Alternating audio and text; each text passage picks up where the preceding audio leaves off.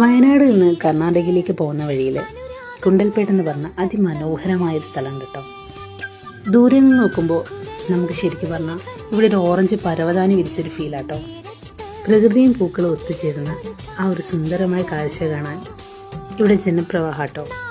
ഇന്ത്യയുടെ flower pot എന്ന ഒരു പേര് കൂടി ഉണ്ട് കേട്ടോ ഈ ഗ്രാമത്തിന്.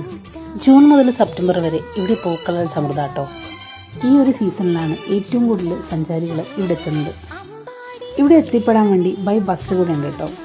കാലിക്കറ്റിൽ നിന്ന് ഒരു 4 മണിയൊക്കെ ആകുമ്പോഴേക്കും ഇങ്ങോട്ടേക്ക് ഡയറക്റ്റ് ബസ് ഉണ്ടെന്നാണ് കേട്ടത്. എന്തായാലും ഇവിടെ എത്തിയിട്ടുള്ളൊരു വ്യൂ ഉണ്ടല്ലോ, സൂപ്പറാണ്. പൂക്കളുടെ ഇടയിൽ കൂടെ ഒക്കെ നടക്കുമ്പോഴൊരു വൈബ് ഉണ്ടല്ലോ, ഒരു രക്ഷയില്ല, കിടുവാണ്. അപ്പോൾ പൂക്കളോടും ചെടികളോടും ഒക്കെ ഇഷ്ടമുള്ള ആൾക്കാർ നേരെ ഇങ്ങോട്ട് പോകുന്നുള്ളൂ കേട്ടോ.